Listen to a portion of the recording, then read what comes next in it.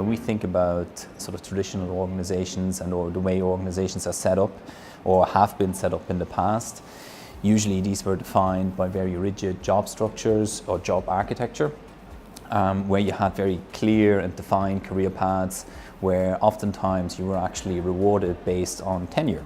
So after 10 years you might be promoted to the partner level within an organization.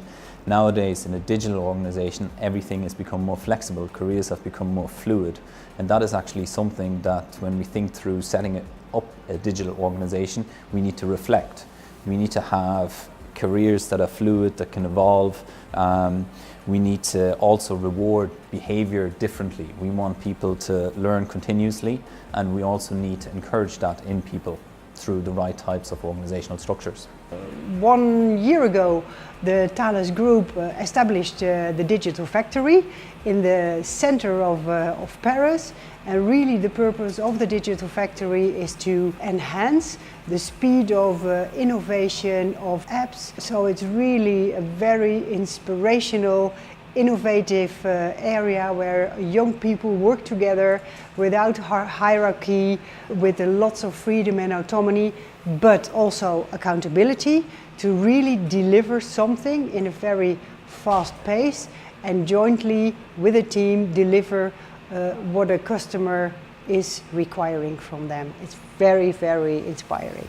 First of all, you need the people. You need to have the people feel included. So inclusive culture is very important. So that we do not just focus on generations in the workforce that were brought up in this digital age, so not only the 15 to 30-year-olds, but actually include people from previous generations that bring so much experience and a lot of soft skills that may not be readily available with the younger generation. So it needs to be inclusive. Obviously, you need to make sure that your tech platforms, that they work, they operate, it's in an easy manner, so technology never stands in the way of any process. And I think very importantly, you need to create this environment where people can fail.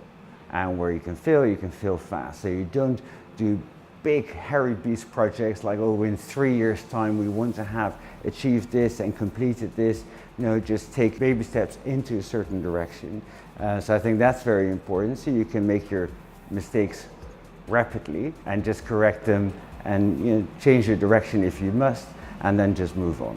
I think the very interesting part in the conversation that we had today was the point of digital transformation happening organically. So it is happening whether the organizations drive it or they don't drive it, it's happening anyway.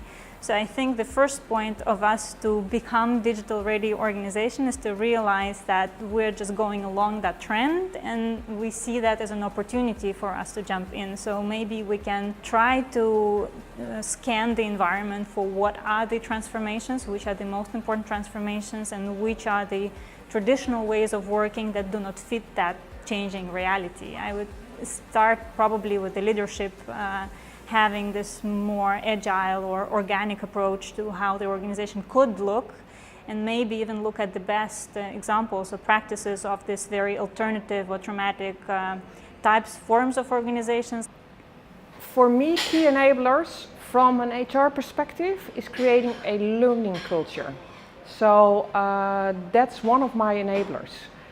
Because if you have a true learning culture where leaders are prepared to really teach people to use new technology, new means in an organization, but also open up to the changes, because it's a really complicated world outside. What they really ask from us is to renew ourselves, sometimes even within a month. So if you don't have a culture that is also fast-paced and is able to change itself, that's for me the biggest enabler.